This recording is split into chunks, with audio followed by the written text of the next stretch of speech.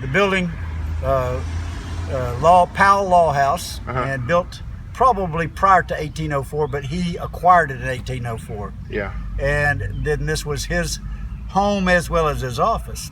And what the city of Rogersville is trying to do is take it back to the 1804 presentation. Our first job now is to restore the foundation and the sub area, which we've already done. The cellar, we raised all the timbers, put them back in place, braced them, and now we're doing and finishing the stone foundation, which had actually been done with brick prior, but we're using stone and setting it with the actual materials, same mud that they used. Everything is done exactly as it was done in that period. Using like the same type of limestone that they would have used back then? They used limestone. What's the difference between your mud and what was in there previously?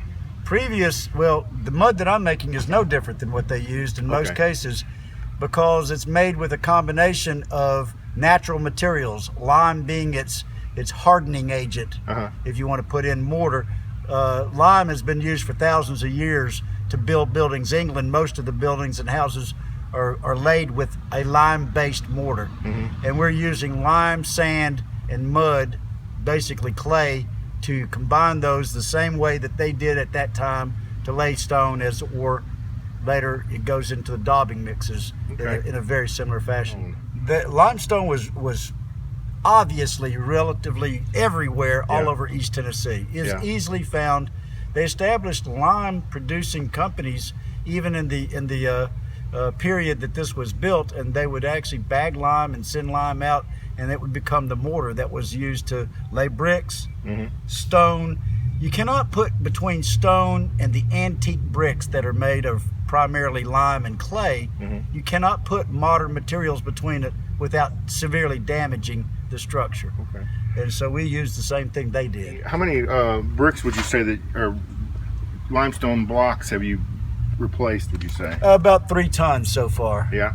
And I estimated it would be 2.5 to 3 tons. That's about what it's been. Okay. Is this your very last spot right here? No, we're going to go around with the building. I've still got to point and fill the mud in. I dry stacked a lot of this because it's heavy enough stone. It needs no mortar. It ain't going nowhere. Okay. Once I get it in place, I can point it. I can feel the joints. Or if I'm laying it, I'll lay it like a stonemason would, where it's got a layer of the mud and the stone sitting on it. So when do you expect to have your part finished?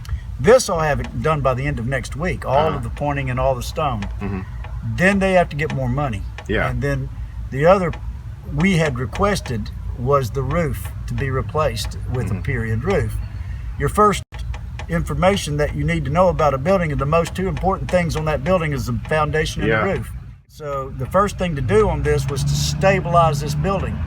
And so in doing such, we've restored the foundation, making the building solid. I had them strap the building all the way around with these 2x6s and long bolts to hold all those logs in place while we're working. So it's safety. And I use my hands a lot to load the stones, because when I put it in there, I'm ramming it in, and then I'll actually form it in there. As soon as it goes in, it's so tight that it starts to harden with my fingertips. I can actually feel the stuff getting hard. And then as I point this thing, being that I'm filling the gaps, the joints, that will just give it a beautiful tied presentation. So that's how our ancestors would have done it. Exactly. In fact, we were talking about this. I point a lot of these things, meaning that I go underneath and support the stones. By leveling them, I put in shims, rock shims, tearing down what they did down below just enough to where we needed to access something. Same process was done even then, of course, and that's how stone is laid, unless it is done on mortar. And so yeah, limestone was a common foundational support. Always on the corners, their piers were made with limestone. And that's how this building is built. It's on 4 corner piers, and then all the rest of it is... Those 4 corners are still good. They're solid, straight up and down, vertical building without any failure. No reason to disturb what's already there. Yeah. When Henry Ford Foundation was restoring a town in Indiana.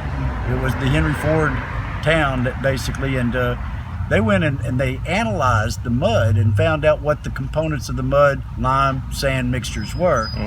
I used their basic recipe, and over years have slightly modified it to adapt so that it works well with what I do.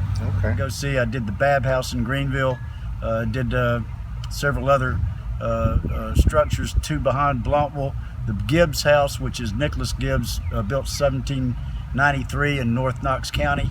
A couple of them I'm working on private places up in Southwest Virginia, and so I've done this a long time.